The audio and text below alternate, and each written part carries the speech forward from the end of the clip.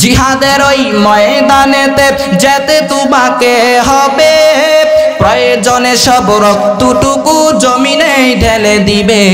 জিহাদের ওই ময়দানেতে যেতে তোমাকে হবে, প্রয়োজনে সব রক্তটুকু জমিনে ঢেলে দিবে।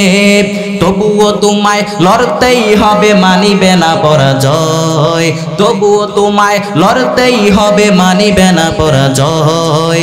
বিপ্লব মানি জীবন দেয়া বসে থাকা নয়, সে কোনো দিন আসবে না রে করো যদি ভয়। বিপ্লব মানি জীবন দেয়া বসে থাকা নয়, সে কোনো দিন আসবে না রে করো যদি ভয়। আসবে বিজয় রক্ত আর জীবনের বিনিময়, ঠিক কি না? আসবে বিজয় রক্ত আর জীবনের বিনিময়। বিপ্লব মানে জীবন দেয়া বসে থাকা নয়, সে কোনো দিন আসবে না রে করো যদি ভয়। আরে আল্লাহর গোলাম নবীর উম্মত, ওই নবীর আদর্শকে গ্রহণ করে নাও। আরে যুবক, ওই নবীর আদর্শের মতো কোন আদর্শ দুনিয়ার জমিনে নাই। আরে আল্লাহর গোলাম যুবক, জীবনটারে যদি শান্তিময় করতে চাও, দাম্পত্য জীবন যদি শান্তিময় করতে চাও, ঘরের মধ্যে যদি শান্তি আনতে চাও, আমার নবীর আদর্শ ছাড়া কোনো পথ নাই। আরে আল্লাহর গোলাম, তুমি যদি নবীর আদর্শ গ্রহণ করে করে চলতে পারো, আল্লাহর কসম করে বলতেছি, তোমার সম্মান আল্লাহ আরশের উপরে উঠিয়ে দিবে। আরে আল্লাহর গোলাম, ওই নবীর আদর্শে কোনো বিকল্প নাই। আরে মুরব্বী বাবারা, যুবক ও পর্দার অন্তরালের মা বোনেরা, ও মা আপনাদের কত দাম। আপনারা তো ওলিদের মা, নবীদের মা, সাহাবায়ে কেরামদের মা, আপনারা তো আলেমদের মা। ও মা আপনারা তো হাফেজে কোরআনের মা, আপনারা তো বড় বড় মুফাসসিরদের মা। ও মা আপনাদের কত দাম। ইসলাম আপনাদেরকে সম্মান দিয়েছে। আল্লাহ নবী হাদিসের মধ্যে জানায় দেয়, আদ-দুনিয়া কুল্লুহা মাতা ওয়া খায়রু মাতা'আদ দুনিয়া আল মারআতু সালিহা। আল্লাহ নবী বলেন, পৃথিবীতে যা দেখো সব সম্পদ, আর এই সব সম্পদের মধ্যে সবচাইতে শ্রেষ্ঠ দামি সম্পদের নাম হচ্ছে নেককারিনী নারী। ও মা আপনাদের কত দাম। আপনাদের ইবাদত আল্লাহর দরবারে দ্রুত দ্রুত কবুল হয়। ও মা আল্লাহর ইবাদত করেন, আপনাদের জন্য কিছু নসিহত। আপনাদের জন্য আল্লাহর নবী সুসংবাদ জানাই দিলেন, কোন নারী যদি 4টা আমল করতে পারে, কয়টা আমল? কোন নারী যদি 4টা আমল করতে পারে, ওই নারীকে জান্নাতে ঢুকানো হবে। কেমন 4টা আমল? আল্লাহর নবী বলেন, ইদা সাল্লাত খামসাহা ওয়া সামাত শাহরাহা আতাআত বালাহা হাফিজাত ফুরুজাহা ফালতাদখুল মিন আইয়ি আবওয়াবিল জান্নাতি শাআত।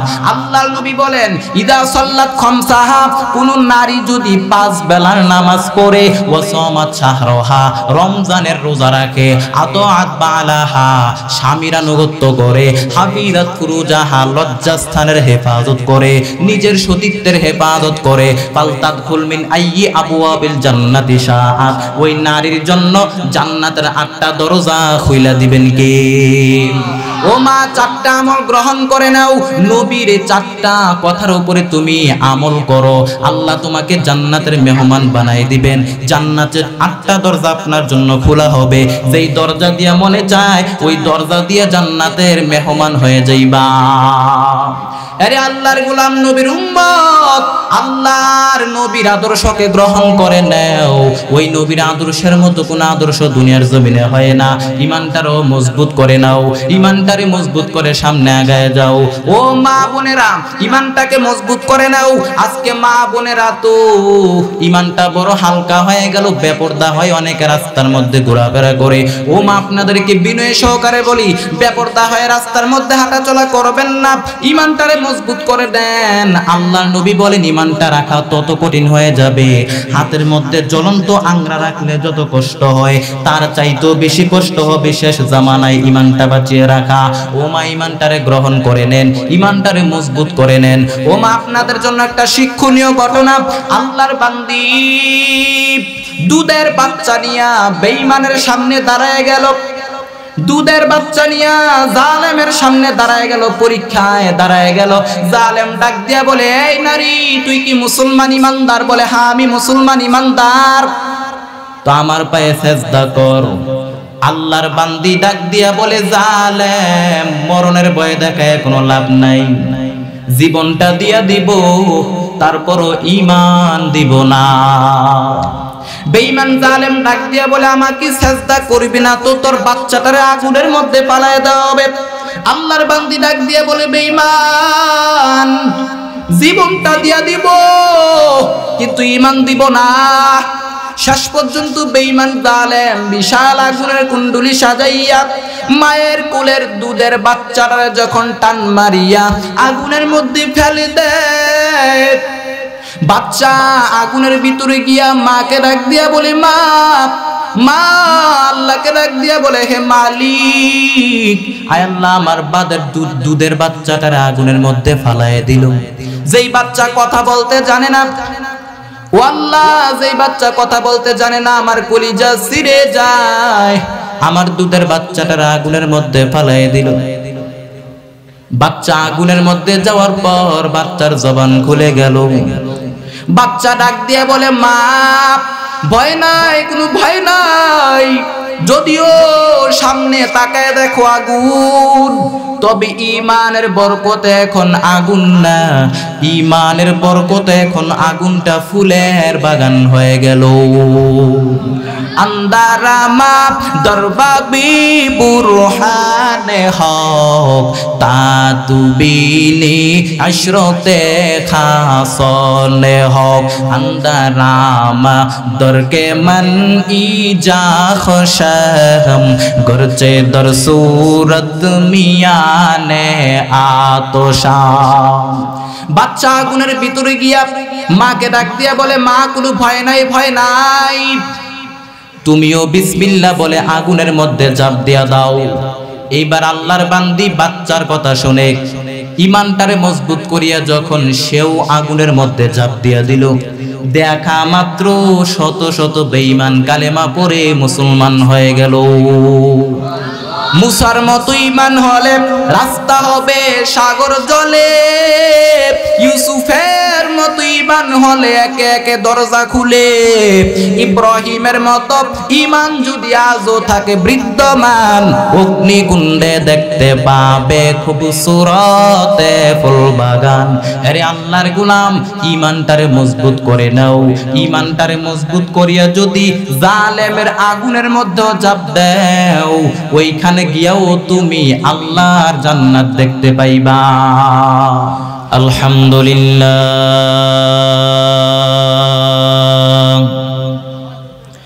আলহামদুলিল্লাহি নাহমাদুহু ওয়া নাস্তাঈনুহু ওয়া নাস্তাগফিরুহু ওয়া নাউযু বিল্লাহি মিন শুরুরি আনফুসিনা ومن سيئات أعمالنا من يهده الله فلا مضل له ومن يضلله فلا هادي له ونشهد أن لا إله إلا الله وحده لا شريك له لا ضد له ولا ند له ولا مثل له ونشهد أن سيدنا وسندنا وحبيبنا وطبيبنا وطبيب قلوبنا ومولانا محمدا عبده ورسوله صلى الله تعالى عليه وعلى آله وأصحابه وبارك وسلم تسليما كثيرا الذي أرسله الله تعالى بالحق بشيرا ونذيرا وداعيا إلى الله بإذنه وسراجا منيرا أما بعد فأعوذ بالله من الشيطان الرجيم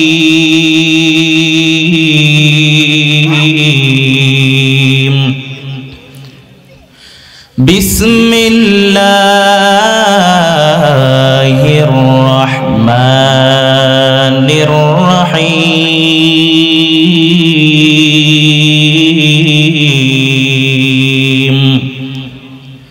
لقد كان لكم في رسول الله أسوة حسنة وقال النبي صلى الله عليه وسلم تركت فيكم أمرين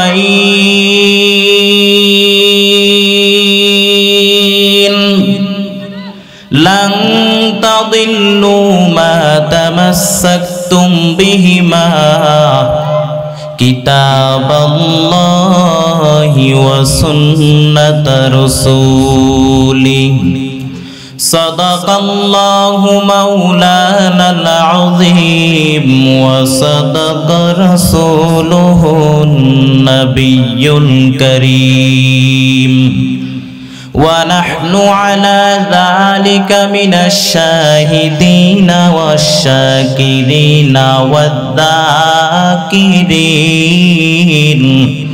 والحمد لله رب العالمين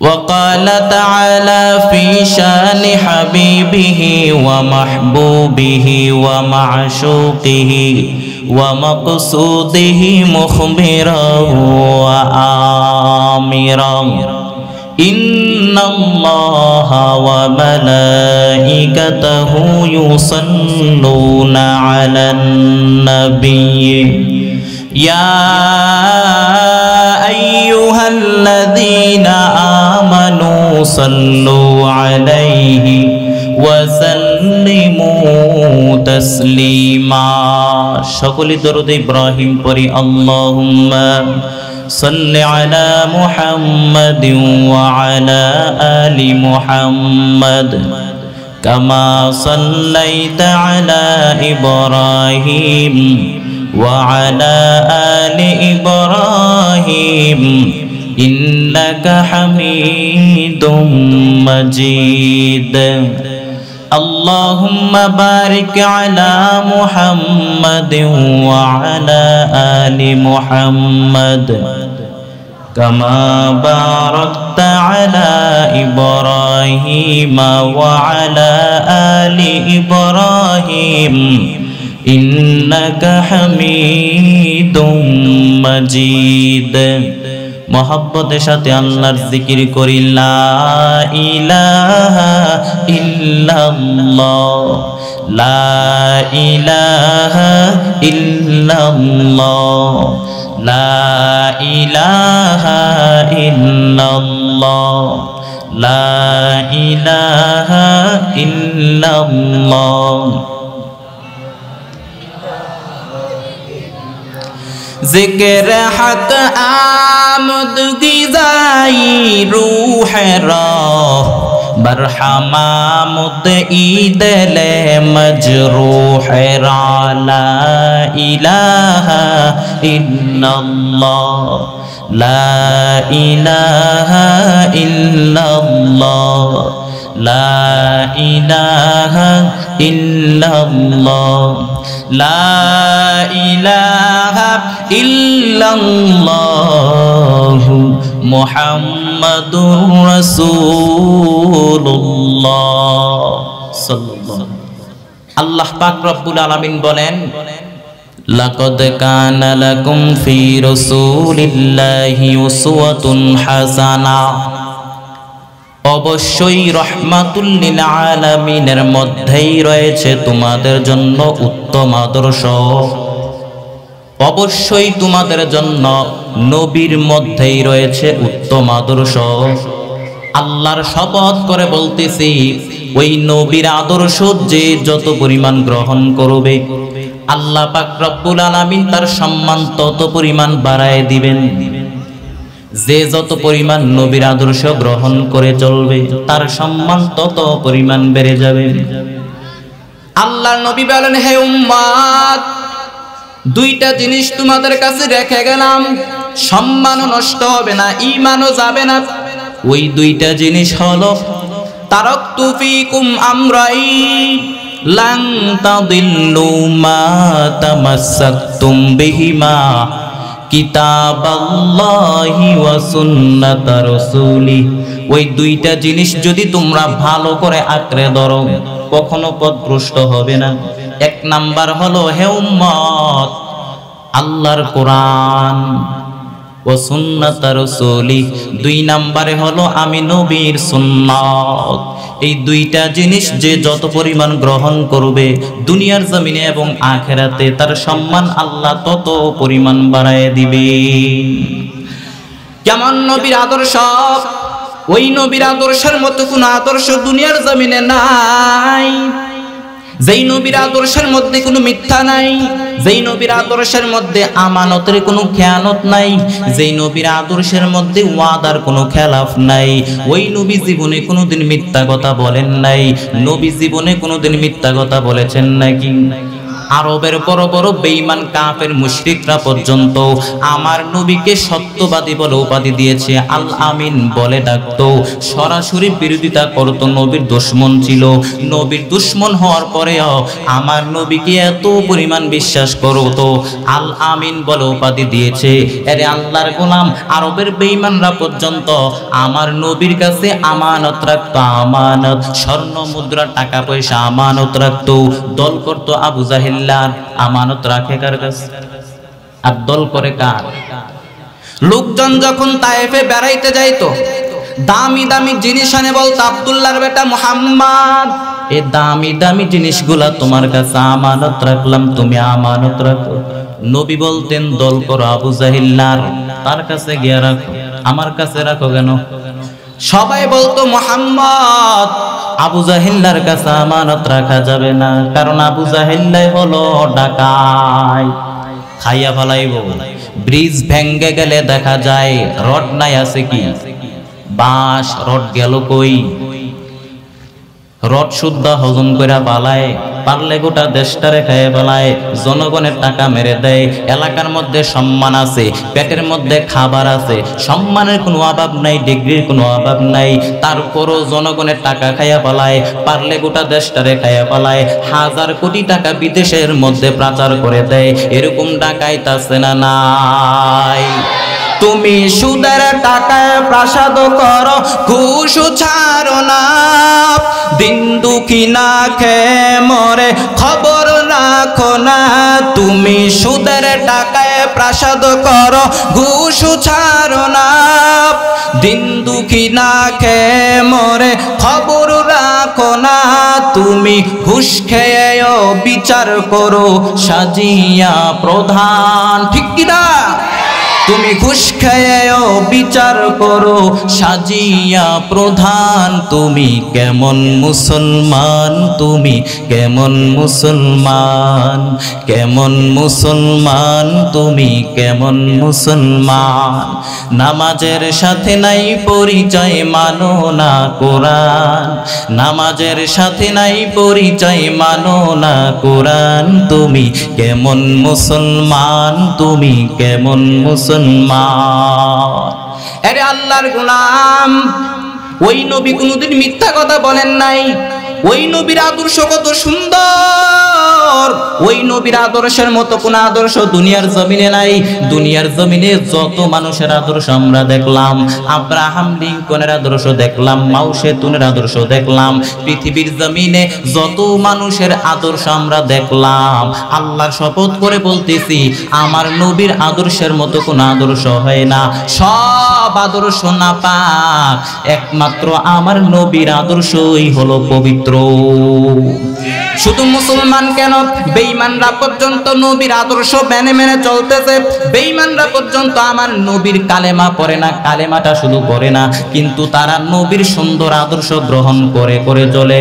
এর নবীর উম্মতের দল শুধু তাই না, তাকায় দেখো নবীর ইন্তেকালের পর ১৫০০ বছর হয়ে গেল, নবীর ইন্তেকালের ১৫০০ বছর পরেও তাকায় দেখো আমার নবীরে দেখতে পারে নাই, কিন্তু নবীর সুন্দর আদর্শ দেখা দেখা কত বেঈমান বিধর্মীরা কালেমা পড়ে এখনো মুসলমান হচ্ছে। ইউরোপ আমেরিকাতে তাকায় দেখো প্রতিনিয়ত মানুষ কালেমা পড়ে, এমন কোন দিন নাই যে মানুষ কালেমা পড়ে মুসলমান হয় না। ইউরোপ আমেরিকাতে প্রতিনিয়ত নবীর আদর্শ দেখে দেখে, আমার নবীর কোরআনের মুজিজা দেখে দেখে কালেমা পড়ে মুসলমান হচ্ছে। ইসলামের সৌন্দর্য দেখে দেখে, আমার নবীর আদর্শের সৌন্দর্য দেখে দেখে কালেমা পড়ে মুসলমান হচ্ছে। ধারণা করা হয় 2070 সালের মধ্যে মুসলমান সংখ্যা গরিষ্ঠ হয়ে যাবে, খ্রিস্টান সংখ্যা লঘিষ্ঠ হয়ে যাবে। ইসলামের বিজয় দিবেন কে? আল্লাহ বিজয় দিবেন। আল্লাহ নবী বলেন গোটা দুনিয়াটাকে আল্লাহ পাক রব্বুল আলামিন আমাকে একটা ফুটবলের মতো করে দেখাইলেন। ফারাআইতু মাশারিকুহা ওয়া মাগারিবুহা। আল্লাহ পাক রব্বুল আলামিন গোটা দুনিয়াটাকে আমার একটা ফুটবলের মতো করে দেখাইলেন। আমি দেখতে লাগলাম, পৃথিবীর প্রাচ্য প্রাচ্যত্ব পুরাটাই দেখলাম। আল্লাহ বললেন ও পয়গম্বর, যত দূর পর্যন্ত আপনি দেখেছেন তত দূর পর্যন্ত কালেমার বাণী পৌঁছে যাবে। এমন কোন সনের ঘর থাকবে না, এমন কোন টিনের ঘর থাকবে না যেখানে কালেমার বাণী পৌঁছাবে না। প্রত্যেকটা জায়গায় কালেমার বাণী পৌঁছায় দিবেন কি?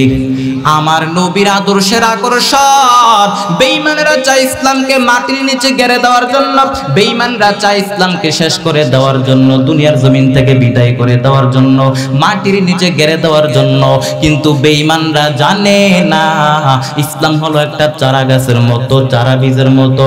চারা বীজ জমিনের মধ্যে গেড়ে দিলে ওইখান থেকে চারা বীজ বড় গাছ হয়ে উপরের দিকে উঠতে থাকে।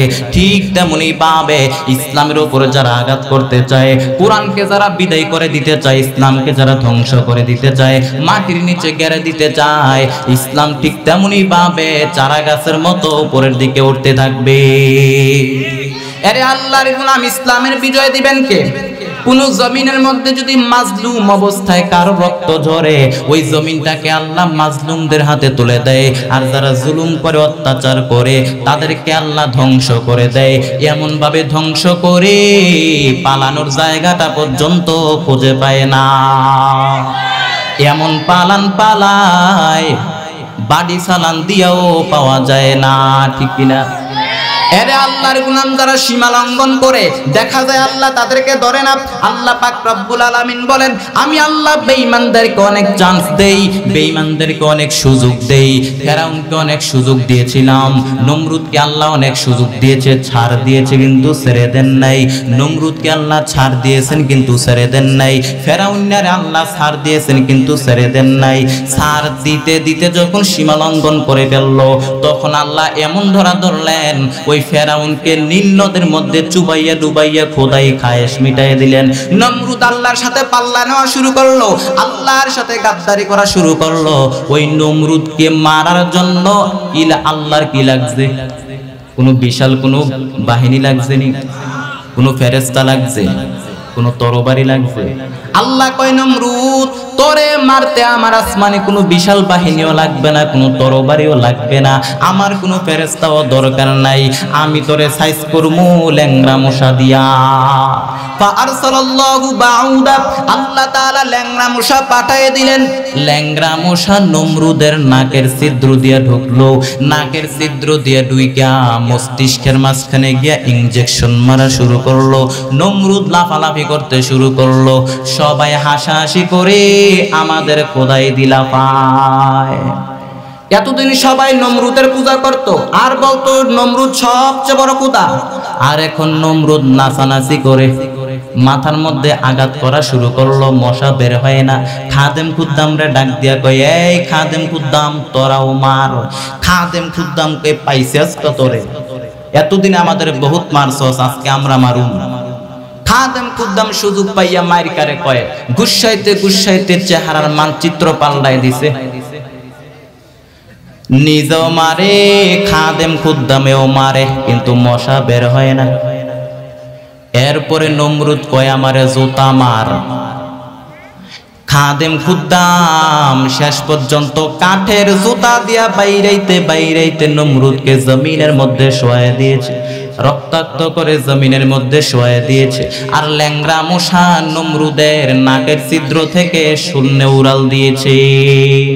গোটা দুনিয়ার রাজত্ব হাতে পাওয়ার পরেও, গোটা দুনিয়ার বাদশা হওয়ার পরেও নমরুদের বিশাল ক্ষমতা নমরুদকে বাঁচায় রাখতে পারে নাই।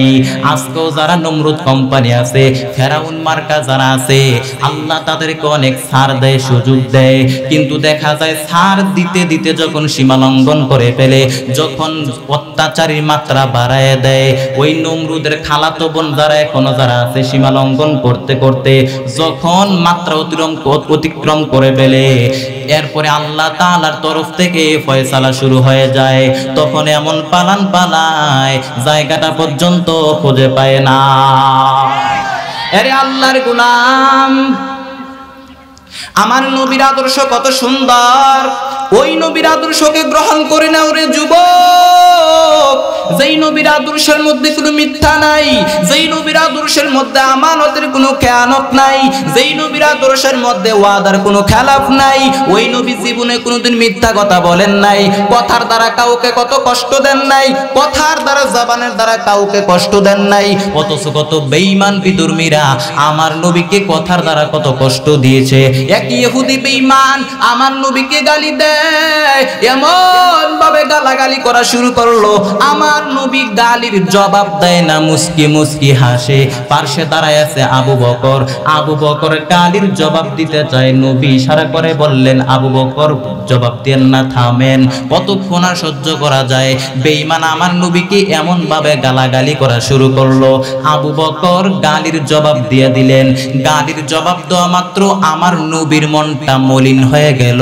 আবু বকর তাকায় দেখে নবীর মনটা বেজার। আবু বকর ডাক দিয়ে বললেন, ও পয়গম্বর, এতক্ষণ পর্যন্ত যে ইহুদি বেঈমান আপনাকে গালাগালি করতেছিল, আপনি শুধু মুস্কি মুস্কি হাসেন, আর এখন আমি আবু বকর গালির জবাব দেওয়া মাত্র আপনার মনটা মলিন হয়ে গেল, বুঝলাম না। আল্লাহ নবী ডাক দিয়া বললেন, আবু বকর, এতক্ষণ পর্যন্ত যে বেঈমান ইহুদি আমাকে গালি দিতেছিল, আল্লাহর একজন রহমতের ফেরেশতা আমাদের পক্ষ হইয়া গালির জবাব দিতেছিল। যখন তুমি বিচারটা নিজ হাতে নিয়ে নিলা, রহমতের ফেরেশতা চলে গেল, আমার মনটা বেজার হয়ে গেল। আরে আল্লাহর গোলাম, বেঈমানেরা আমার নবীকে এত পরিমাণ গালাগালি করত, গালাগালি করার পরেও আমার নবী জবাব দেন নাই, পাল্টা গালি পর্যন্ত দেন নাই। আমার নবী জবান দ্বারা কাউকে কষ্ট দেন নাই। আল্লাহ তাআলা কোরআনের মধ্যে জানায় দেয়, কুলু কাউলান সাদীদা, জবানটারে হেফাজত করো, এই জবান দিয়ে যেন কোনো অপরাধ না হয়। কারণ হাত দিয়া আঘাত করলে মলম লাগানো যায়, চিকিৎসা করা যায়, কিন্তু কথার আঘাত দিয়া যদি কাউকে আঘাত দেয়, এখানে কোনো চিকিৎসা চলে না। আল্লাহর নবী বলেন, আল মুসলিমু মান সালিমান মুসলিমুনা মিন লিসানিহি ওয়া ইয়াদি, খাঁটি মুসলমান ওই ব্যক্তি যার হাত এবং জবান দ্বারা মানুষ কষ্ট পায় নাকি শান্তি পায়? শান্তি পায়। আল্লাহর নবী বলেন, দুইটা জিনিসের হেফাজতের যদি জিম্মা নাও, আমি নবী তোকে জান্নাতে নেওয়ার জিম্মা নিব। মাইয়াজমাল লিমা বাইনা লিহিয়াইহি ওয়া মা বাইনা রিজলাইহি আজমাল্লাহুল জান্নাহ। মায়ার নবী বলেন, দুইটা জিনিস হেফাজতের জিম্মা নাও। এক নাম্বার হলো জবানের হেফাজত করো, দুই নাম্বারে লজ্জাস্থানের হেফাজত করো। আল্লাহর নবী বলেন, জবানের দুই ঠোঁটের মাঝখানে জিহ্বার হেফাজত করো, দুই ঠ্যাঙের মাঝখানে লজ্জাস্থানের হেফাজত যদি করতে পারো, এই দুই জিনিসের হেফাজত যদি করতে পারো, আল্লাহ নবী বলেন, আমি নবী তোকে জান্নাতে নেওয়ার গ্যারান্টি দিলাম। আরে আল্লাহর গোলাম, জবানের হেফাজত করো, জবান দিয়া যেন কাউকে কষ্ট দিবা না, জবান দিয়া কাউকে কষ্ট দিবা না। কারণ আমার নবী জবান দিয়া কাউকে কষ্ট দেন নাই। আল্লাহ তাআলা বারংবার কোরআনের মধ্যে জানাই দিলেন, জবানটারে হেফাজত করো, জবান দিয়া কাউকে কষ্ট দিও না। আরে আল্লাহর গোলাম, আমার নবী জবান দিয়া কাউকে জীবনে কোনোদিন কষ্ট দেন নাই, জবান দিয়া কাউকে গালাগালি করেন নাই। আমার নবী যদি গালাগালি করে যদি কালেমার দাওয়াত দিতেন, তাহলে সুন্দর মক্কা হতো না, স্বর্ণের স্বর্ণের মদিনা বানাইতে পারতেন না। আরে আল্লাহর গোলাম, কেমন আমার নবীর আদর্শ, আমার নবীর আদর্শ তো সুন্দর। এরে যুবক ভাইয়েরা, তোমাদের প্রতি আমার আবদার থাকবে, যেই কাজই করো না কেন, যেই চাকরি করো না কেন, আমার নবীর আদর্শকে মেনে মেনে চলো।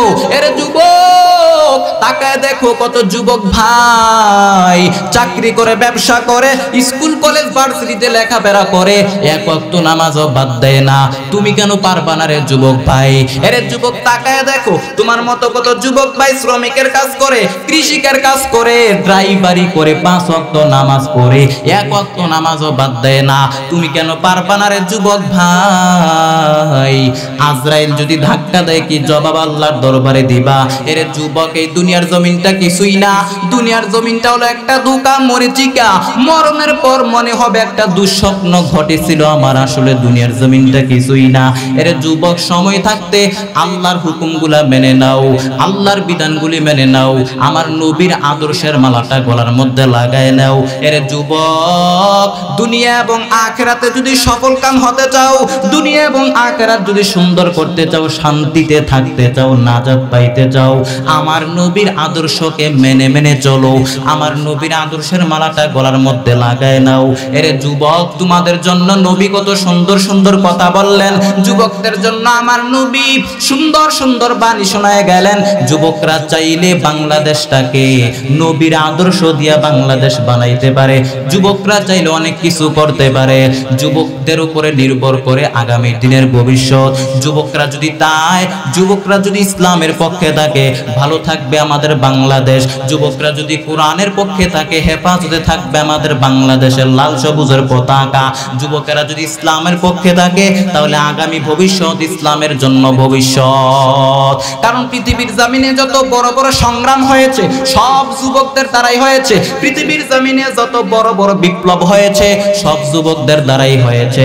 এর যুবক, তোমাদের জন্য, তোমাদের প্রতি আমার একটা আবদার, যে যেই দলই করো না কেন, আওয়ামী লীগ করো, বিএনপি করো, যেই দলই করো না কেন, তোমার প্রতি আমার একটা আবদার, 4টা জিনিসের ব্যাপারে আমাদের সবাইকে একমত হতে হবে, কোনো দ্বিমত করা যাবে না। 4টা বিষয়ের ব্যাপারে আমাদের সবাইকে এক ময়দানের মধ্যে নামতে হবে। 1 নাম্বার হলো আমার রব। ওই রবকে নিয়ে যারা কথা বলবে, আল্লাহকে নিয়ে যারা কথা বলবে, বাংলাদেশের মুসলমান কখনো বরদাস্ত করবে না। 2 নাম্বার হলো আমার নবী, যেই নবী আপনার আমার জন্য সুপারিশ করবে, যেই নবী আপনার আমার নাজাতের জন্য সারাটা জীবন কান্না করে কাটায় দিলেন, ওই নবীকে নিয়ে যারা কথা বলবে, নবীকে যারা গালি দিবে, বাংলাদেশের মুসলমান নবীর উম্মত কখনো ঘরে বসে চুপ করে থাকবে না। 3 নাম্বার হলো আমার ইসলাম। এই বাংলার জমিন আর কিছু থাকবা না থাক, আমার ইসলাম থাকবে। যেই বাংলার জমিনের মধ্যে আজানের ধ্বনির সাথে সাথে সূর্য উঠে যায়, আবার আজানের ধ্বনির সাথে সাথে সূর্য ডুবে যায়, এই বাংলার জমিনে ইসলাম থাকবে। কেউ যদি গাদ্দারি করে, তার ঠাই বাংলার জমিনে হবে না। আরে আল্লাহর গোলাম, তুমি নাস্তিক, ভালো কথা, তুমি তোমার নাস্তিকতা নিয়ে 4 দেয়ালের ভিতরে বসে থাকো, আমাদের কোনো সমস্যা নাই, কিন্তু আমার ইসলাম নিয়ে তুমি কোনো কটূক্তি করতে পারবা না। 4 নাম্বার হলো আমার কোরআন, যেই কোরআনকে আল্লাহ পাক রব্বুল আলামিন নাজিল করেছেন আপনার আমার হেদায়েতের জন্য। শুধু আপনার আমার হেদায়েতের জন্য না, গোটা দুনিয়ার মানুষের হেদায়েতের জন্য আল্লাহ পাক রব্বুল আলামিন কোরআনকে নাজিল করেছেন। ওই কোরআনের বিরুদ্ধে যারা কথা বলবে, ওই কোরআনের বিরুদ্ধে যারা আইন বাংলার জমিনে বানাতে চায়, আমরা মুসলমান নবীর উম্মত একটা আইনও মানি না। আরে আল্লাহর গোলাম, কোন বেঈমান যদি আমার নবীর বিরুদ্ধে কথা কয়, এই বাংলার জমিনে ইসলাম, এই বাংলার জমিনে হিন্দু থাকবে, বৌদ্ধ থাকবে, কোনো বাধা নাই, খ্রিস্টান থাকবে, কোনো বাধা নাই। ইসলাম তাদেরকে স্বাধীনতা দিয়েছে, কোরআন তাদেরকে স্বাধীনতা দিয়েছে, ভালো কথা। কিন্তু তবে হ্যাঁ, আমরা যখন আমাদের ইসলাম নিয়ে চলতেছি, নবীর আদর্শ নিয়ে চলতেছি, আমার নবীর আদর্শ নিয়ে চলতেছি, আমার কোরআন নিয়ে চলতেছি, যদি কোনো বেঈমান আমার কোরআন নিয়ে কোনো কথা বলে, আমার ইসলাম নিয়ে কোনো কথা বলে, আমার নবীকে গালি দেয়, তখন আমাদের ঈমান আমল রক্ষার জন্য প্রতিবাদ করাই হলো ঈমানের দাবি। জিহাদের ওই ময়দানেতে যেতে তোমাকে হবে, প্রয়োজনে সব রক্তটুকু জমিনে ঢেলে দিবে। জিহাদের ওই ময়দানেতে যেতে তোমাকে হবে, প্রয়োজনে সব রক্তটুকু জমিনে ঢেলে দিবে। তবুও তোমায় লড়তেই হবে, মানিবে না পরাজয়। তবুও তোমায় লড়তেই হবে, মানিবে না পরাজয়। বিপ্লব মানে জীবন দেয়া বসে থাকা নয়, সে কোনো দিন আসবে না রে করো যদি ভয়।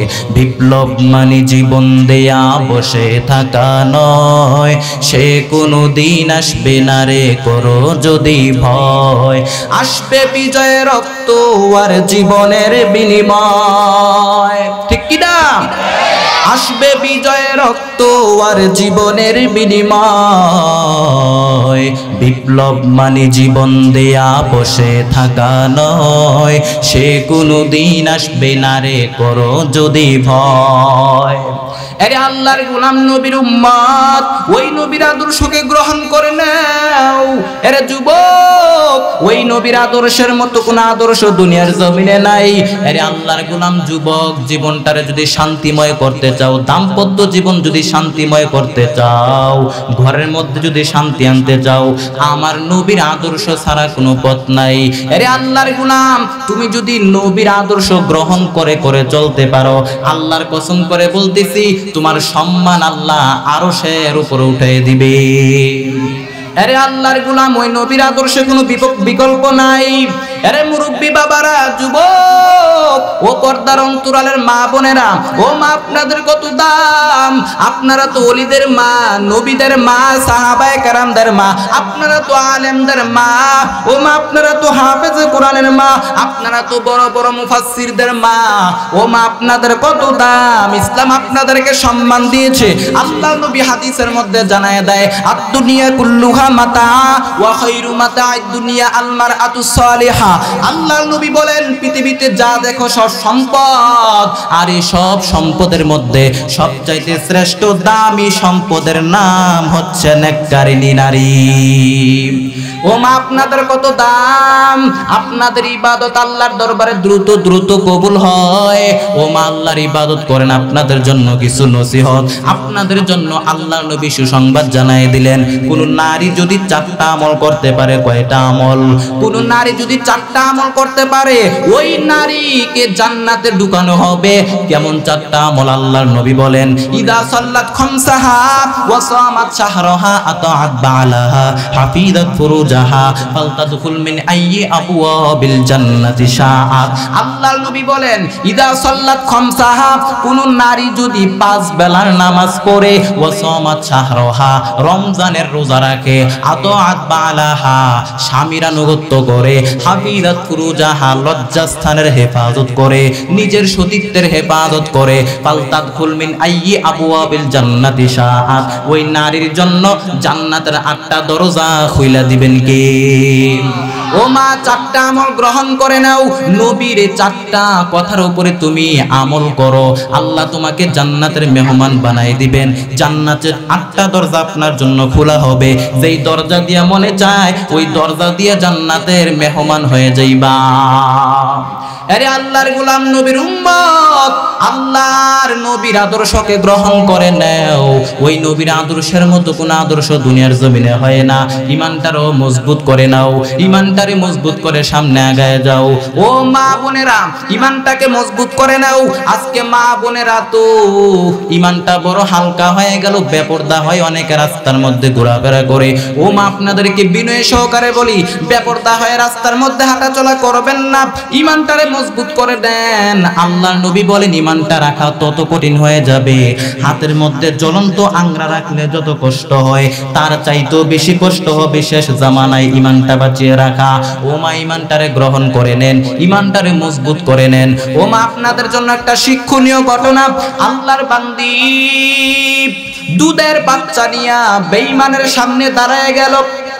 দুধের বাচ্চা নিয়া জালেমের সামনে দাঁড়ায় গেল, পরীক্ষায় দাঁড়ায় গেল। জালেম ডাক দিয়া বলে, এই নারী, তুই কি মুসলমান ইমানদার? বলে, হ্যাঁ, আমি মুসলমান ইমানদার। তো আমার পায়ে সেজদা কর। আল্লাহর বান্দি ডাক দিয়া বলে, জালেম, মরণের ভয় দেখায় কোনো লাভ নাই, জীবনটা দিয়া দিব, তারপরও ঈমান দিব না। বেঈমান জালেম ডাক দিয়া বলে, আমাকে সিজদা করবি না তো তোর বাচ্চাটারে আগুনের মধ্যে পালায় দেওয়া হবে। আল্লাহর বান্দি ডাক দিয়া বলে, বেঈমান, জীবনটা দিয়া দিব কিন্তু ঈমান দিব না।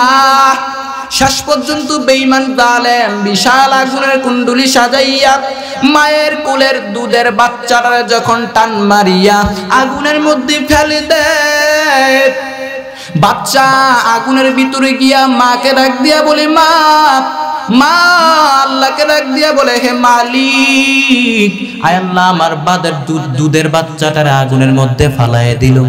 যেই বাচ্চা কথা বলতে জানে না, ও আল্লাহ, যেই বাচ্চা কথা বলতে জানে না, আমার কলিজা ছিঁড়ে যায়, আমার দুধের বাচ্চাটারে আগুনের মধ্যে ফালায় দিল। বাচ্চা আগুনের মধ্যে যাওয়ার পর বাচ্চার জবান খুলে গেল।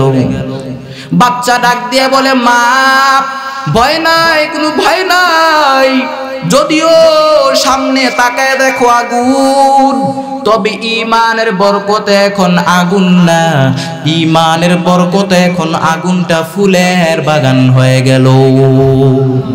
আন্দারামা দরবাবি বুরহানে হক তাতুবিনি আশরতে খাসলে হক। আন্দারামা দরকে মন ইজা খশম গরচে দর সুরত মিয়ানে আতশাম। বাচ্চা আগুনের ভিতরে গিয়া মাকে ডাক দিয়া বলে, মা, কোনো ভয় নাই, ভয় নাই, তুমিও বিসমিল্লাহ বলে আগুনের মধ্যে ঝাঁপ দিয়া দাও। এইবার আল্লাহর বান্দি বাচ্চার কথা শুনে ঈমানটারে মজবুত করিয়া যখন সেও আগুনের মধ্যে ঝাঁপ দিয়া দিল, দেখা মাত্র শত শত বেঈমান কালেমা পড়ে মুসলমান হয়ে গেল। মুসার মতো ঈমান হলে রাস্তা হবে সাগর জলে, ইউসুফের মতো ঈমান হলে একে একে দরজা খুলে, ইব্রাহিমের মতো ঈমান যদি আজও থাকে বিদ্যমান, অগ্নিকুণ্ডে দেখতে পাবে খুব সুরতে ফুল বাগান। আরে আল্লাহর গোলাম, ঈমানটারে মজবুত করে নাও। ঈমানটারে মজবুত করিয়া যদি জালেমের আগুনের মধ্যে ঝাঁপ দাও, ওইখানে গিয়াও তুমি আল্লাহর জান্নাত দেখতে পাইবা। ঈমানটারে মজবুত করে নেন। যুগে যুগে আল্লাহ তাআলা ঈমানদারদেরকে পরীক্ষা করেছেন। ইবতালার রাজুলু হাসাবা দীনিহি, ব্যক্তির ঈমান যত ভালো থাকবে তার পরীক্ষাও তত কঠিন হবে। ক্লাসের মধ্যে ছাত্র যত ভালো তার পরীক্ষাও তত কঠিন।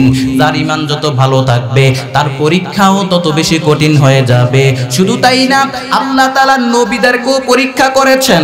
আল্লাহ তাআলা নবীদেরকেও পরীক্ষা করেছেন। আজ আসাদুন নাস বালা আল আম্বিয়া, এই পৃথিবীর মধ্যে সবচাইতে বেশি বালা মুসিবতের শিকার হয়েছেন নবীগণ, তারপরে ওলিগণ, নেককারগণ, সালেহগণ। যার ঈমান যত মজবুত হবে তার পরীক্ষাও তত কঠিন হয়ে যাবে। আরে আল্লাহর গোলাম, ইসলামের পক্ষে থাকার কারণে, কুরআনের পক্ষে থাকার কারণে, হকের পক্ষে থাকার কারণে যদি জেল জরিমানা আসে, আঘাত আসে, মুসলমান ঈমানদার এগুলোকে ভয় করে না। কারণ মুসলমান ঈমানদার জানে ইসলামের বিজয় একদিন হবে, ওই বিজয়কে কেউ ঠেকায় রাখতে পারবে না। আরে আল্লাহর গোলাম, ঈমানটারে মজবুত করে নাও। বেঈমানরা যতই চেষ্টা করুক না কেন, ইসলামের কোনো ক্ষতি হবে না। আল্লাহ তাআলা ডাক দিয়া বলেন, লিউতফিউ নূরাল্লাহি বিআফওয়াহিহিম ওয়াল্লাহু মুতিম্মু নূরি। আল্লাহ তাআলা বলেন, গোটা দুনিয়ার মানুষ যদি চায় ইসলামের বাতিকে নিভিয়ে দেওয়ার জন্য, ইসলামের আলোকে নিভিয়ে দেওয়ার জন্য, কোশ্চিন কালেও তারা পারবে না। কারণ ইসলামের আলো হেফাজত করবেন কে? যারা নিবানোর চেষ্টা করবে, যারা কোরআনের উপরে আঘাত করতে চাইবে, আমার নবীকে গালি দিতে চাইবে, আল্লাহ তাআলা তাদেরকে ধ্বংস করে দিবেন। ইসলামের কোনো ক্ষতি হবে না। ইসলাম তার গতিতে চলতেই থাকবে। আপনার আমি হয়তো একদিন থাকবো না, কিন্তু ইসলাম তার গতিতে চলতেই থাকবে। এজন্য ঈমানটাকে মজবুত করে নাও। আরে আল্লাহর গোলাম, সাহাবায়ে কেরামের ঈমানটা কত মজবুত! সাহাবায়ে কেরামের ঈমান এত মজবুত, আল্লাহর নবী বদরের প্রান্তে সাহাবায়ে কেরামদেরকে ডাক দিয়ে বললেন, ও সাহাবায়ে কেরাম, আমরা এখন বদরের যুদ্ধে নামবো, বদরের যুদ্ধ করব, তোমাদের মতামত কি? হঠাৎ করে এক সাহাবী দাঁড়ায় গেল, ডাক দিয়া বললেন, ও পয়গম্বর, শুধু বদরের প্রান্তর না, আপনি যদি আমাদেরকে নিয়ে উত্তাল সাগরের মধ্যে ঝাঁপ দিতে চান, আমরা সেখানেও ঝাঁপ দিতে রাজি। আরে আল্লাহর গোলাম, সাহাবায়ে কেরামের ঈমান এত মজবুত, আমার নবীকে এত পরিমাণ ভালোবাসতো, আমার নবীর মহব্বতে জীবনটা পর্যন্ত দিয়ে দিত। আরে আল্লাহর গোলাম হযরত বেলাল রাদিয়াল্লাহু তাআলা আনহু, তার উপরে এত অত্যাচার করা হলো, কেমন সেই বেলাল আমার নবীর আশিক, ওই বেলালের উপরে এত পরিমাণ অত্যাচার করলো, চেহারাটা কালো, টাকা নাই, পয়সা নাই, পরার মতো কাপড়ও নাই, লুঙ্গি ছাড়া কিচ্ছু নাই, আমাদের শুধু লুঙ্গিটা আছে আর কিছু নাই, এরকম মানুষ একজনও পাওয়া যাবে না। আল্লাহ পাক রব্বুল আলামিন আমাদেরকে অনেক কিছু দিয়েছেন, কিন্তু বেলাল রাদিয়াল্লাহু তাআলা আনহু কিচ্ছু নাই, কোনো ধন নাই, কোনো সম্পদ নাই, বাড়ি নাই, ঘর নাই, এত পরিমাণ গরিব, চেহারাটা এত কালো, এত কালো। আমার নবীর কাছে ইসলাম গ্রহণ করলেন, আমার নবীর হাতে হাত রাইখা কালেমা পড়ে মুসলমান হয়ে গেলেন। আমার নবীর হাতে কালেমা পড়ার কারণে, ইসলাম গ্রহণ করার কারণে বেলালের উপরে এত পরিমাণ অত্যাচার করা হলো। বেলালের মুনিব উমাইয়া ডাক দিয়া বলে, রে বেলাল, তুই আল্লাহর জিকির করা বন্ধ করে দে, আল্লাহর নামটা মুখ থেকে তুই ভুলে যা, আল্লাহর নামটা ভুলে যা, যদি আল্লাহর নামটা তুই নেওয়া না বন্ধ করস, তাহলে আমি তোকে আরবের উত্তপ্ত গরম বালুর উপরে চাপ দিয়ে তোকে মেরে ফেলবো, পাথর চাপা দিয়ে তোকে মেরে ফেলবো। বেলালের জিকির বন্ধ করার জন্য বেলালের বুকের উপরে প্রচন্ড পাথর চাপা দেওয়া হলো। উমাইয়া বেলালের বুকের উপরে বসে বাম হাত বেলালের মুখের ভিতরে ঢুকাইয়া দিল, বাম হাত বেলালের মুখের ভিতরে ঢুকাইয়া জিহ্বাটা ধরে টান মেরে বের করে জিহ্বার মধ্যে বাবলা গাছের কাঁটা বসিয়ে দিয়েছে। বেলাল আর উমাইয়া ডাক দিয়া বলে, বেলাল, তুই তোর আল্লাহর জিকির কেমনে করবি কর। বেলাল তখন কত সুন্দর করে শাহাদাত আঙ্গুলটা উঁচু করে মুস্কি হাসি দিয়ে ডাক দিয়া বলে, উমাইয়া রে, আমার মুখের জিকির বন্ধ করলে কি হবে?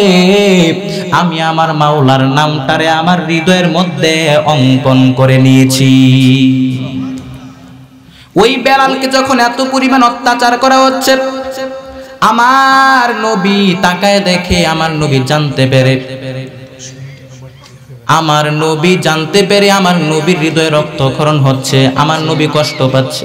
আবু বকরকে ডাক দিয়ে বললেন, আবু বকর, এই আবু বকর, আল্লাহ তোমাকে অনেক সম্পদ দিয়েছেন, অনেক সম্পদ দিয়েছেন, যাও যাও, উমাইয়া তো টাকার পাগল, টাকার চেহারা দেখাইলে উমাইয়া তার বেলালকে ছেড়ে দিবে, বেলালকে মুক্ত করে দিবে, যা লাগবে তাই দিবা, যত টাকা লাগবে তত টাকা দিয়া তুমি বেলালকে মুক্ত করে নিয়ে আসবা, আল্লাহর জান্নাত তোমার জন্য খোলা হয়ে যাবে রে আবু বকর।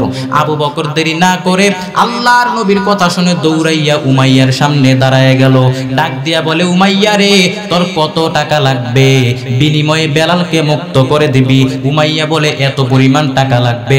সঙ্গে সঙ্গে আবু বকর ডাক দিয়া বললেন, ওই পরিমাণ কেন, তার ডাবল দিচ্ছি। এইবার বেলাল রাদিয়াল্লাহু তাআলা আনহুকে মুক্ত করার জন্য আবু বকর স্বর্ণ মুদ্রাগুলা উমাইয়ার মুখে নিক্ষেপ করে মারলো আর বেলালকে মুক্ত করলো। বেলালকে মুক্ত করার পর বেলালকে যখন আমার নবীর সামনে আনা হলো, আমার নবীর সামনে হাজির করানো হলো, আমার নবী তাকায় দেখেন বেলালের শরীরের এমন কোনো জায়গা নাই যে ক্ষত চিহ্ন নাই, রক্তের চিহ্ন নাই। আমার নবী ডাক দিয়া বললেন, বেলাল, ইসলাম গ্রহণ করতে গিয়ে তুমি যেই পরিমাণ কষ্ট করেছো, যেই পরিমাণ রক্ত ঝরিয়েছো, তোমার রক্তের মধ্যে দিয়েই আল্লাহর দিন কায়েম হয়ে যাবে। আহারে বেলাল মসজিদ নববীর মুয়াজ্জিন ছিলেন, আজান যখন দিতেন কণ্ঠটা এরকম সুন্দর ছিল না, কর্কশ কর্কশ ছিল, কিন্তু আজান যখন দিতেন, যদিও বাহ্যিকভাবে কণ্ঠটা কর্কশ ছিল, আজানটা সুন্দর ছিল না, কিন্তু বেলাল যখন আজান দিতেন, বেলালের আজান আল্লাহর আরশে আজিম পর্যন্ত পৌঁছে যাইত। আশেক হুবেরা দারায় শাহেন শাহেদু আলম, আশেক হুবেরা দারায় শাহেন শাহেদু আলম, সুন্নত কি पैरवी करते रहो हर जहर दम, सुन्नत की पैरवी करते रहो हर जहर दम। এরে আল্লাহর গোলাম, সাহাবায়ে কেরাম আমার নবীকে এত পরিমাণ ভালোবাসতেন, আমার নবীর জন্য জীবনটা পর্যন্ত দিয়ে দিতেন। কেমন নবী আমার, যে নবীর জন্য আসমান পাগল, জমিন পাগল, গাছ পাগল, মাছ পাগল। শুধু তাই না, আমার আল্লাহ নবীর জন্য আশেক। সব নবীদেরকে আল্লাহ তাআলা বন্ধু বানিয়েছেন, কিন্তু আমার নবীকে হাবিব বানিয়েছেন। হাবিব, খলিল মানে এমন বন্ধু যেই বন্ধু আল্লাহকে খুশি করানোর জন্য কাজ করে, আর হাবিব মানে এমন বন্ধু যেই বন্ধুকে খুশি করানোর জন্য আমার আল্লাহ নিজেই কাজ করে। যেই নবীর জন্য গোটা দুনিয়া পাগল, মরা খেজুরের গাছ আমার নবীর জন্য কান্নায় জারদার হয়ে গেল। আমার নবী খেজুর গাছের সাথে হেলান দিয়ে খুতবা দিতেন, খেজুর গাছের মধ্যে হেলান দিয়ে খুতবা দিতেন। মিম্বর যখন পাকা হয়ে গেল, মিম্বর যখন সংস্কার করা হয়ে গেল, তখন খেজুর গাছটাকে তোলে দূরে ফেলাইয়া দেওয়া হলো। এর পরের জুমায় আমার নবী খুতবা দিবেন, আমার নবী খুতবা দিবেন, হঠাৎ করে কান্নার আওয়াজ শুনতে পাইলেন। আমার নবী ডাক দিয়ে বললেন, সাহাবায়ে কেরাম দেখো কোথায় থেকে কান্নার আওয়াজ আসতেছে। সাহাবায়ে কেরাম তাকায় দেখে মরা খেজুরের গাছ থেকে কান্নার আওয়াজ। সাহাবায়ে কেরাম ডাক দিয়ে বললেন, ও পয়গম্বর, মরা খেজুরের গাছ থেকে কান্নার আওয়াজ। আমার নবী ডাক দিয়ে বললেন, এই মরা খেজুরের গাছ, মরা খেজুরের গাছ এমন ভাবে কান্না আরম্ভ করলো, মায়ের কোলে শিশু বাচ্চা হাউমাউ করে কান্না করলে যেমন আওয়াজ হয়, যেমন আওয়াজ হয়, ঠিক তেমন ভাবে মরা খেজুরের গাছের ভিতর থেকে কান্নার আওয়াজ। এইবার আমার নবী ডাক দিয়ে বললেন, আরে মরা খেজুরের গাছ, তুই তো একটা মরা খেজুরের গাছ, তুই কেমন করে কথা বলো, কান্না করো কেন? মরা খেজুরের গাছ ডাক দিয়া বলে, ও পয়গম্বর, গত জুমায় আমি আপনার সাথে লেগে থাকতাম, আপনি আমারে হেলান দিয়ে খুতবা দিতেন, কিন্তু মিম্বর যখন পাকা হয়ে গেল, মিম্বর যখন সংস্কার করা হয়ে গেল, আমাকে দূরে পালায় দেওয়া হলো। আপনার বিরহ বেদনায় আমি কান্না করতেছি, আপনার থেকে দূরে থাকার কারণে আপনার জন্য আমি কান্না করতেছি। ও নবী, আপনার বিরহ বেদনা আমার সহ্য হয় না। আমার নবী ডাক দিয়া বললেন, মরা খেজুরের গাছ তুই কানবি না, আমি নবী তোর জন্য দোয়া করিয়া দেই, তুই একটা আবার জীবিত খেজুরের গাছ হয়ে যাবে। শুধু তাই না, আমি নবী তোর জন্য দোয়া করিয়া দেই, তুই কিয়ামত পর্যন্ত হায়াত পাবি। শুধু তাই না, তোর মধ্যে এমন বরকতের খেজুর হবে, কিয়ামত পর্যন্ত আমার উম্মত তোর মধ্য থেকে খেজুর খাবে, তোর খেজুর কখনো শেষ হবে না। মরা খেজুরের গাছ ডাক দিয়ে বললেন, ও পয়গম্বর, আমি একটা জীবিত খেজুরের গাছ হতে চাই না, আমি কিয়ামত পর্যন্ত হায়াত চাই না। নবী ডাক দিয়ে বললেন, তাহলে কি চাস? মরা খেজুরের গাছ ডাক দিয়ে বলে, ও পয়গম্বর, আমি একটা জীবিত খেজুরের গাছ হতে চাই না, কিয়ামত পর্যন্ত আমার মধ্যে খেজুর হোক, বরকতের খেজুর, আমি তাও চাই না। ও নবী, আমি চাই আপনি যেই জান্নাতের মধ্যে থাকবেন, যেই জান্নাতের মধ্যে ঘুমাইবেন, যে খাটের মধ্যে ঘুমাইবেন, ওই খাটের পাশে আমি একটা জীবিত খেজুরের গাছ হইয়া আমি আপনি নবীকে ছায়া দিতে চাই। উস্তুনে হান নানা আজ হজরে রসুল লানমি জদ হাম চুয়ার বাবো কুল, উস্তুনে হান নানা আজ হজরে রসুল লানমি জদ হাম চুয়ার বাবো কুল, মান আহাব্বা সুন্নতি কৌলে রসুল মজদায়ে কানা হাম কুন কবুল। ও মদিনার মাটি রে, সকল সুখ বুঝি তোর কপালে, ও মদিনার মাটি রে, সকল সুখ বুঝি তোর কপালে। ও মদিনা রে,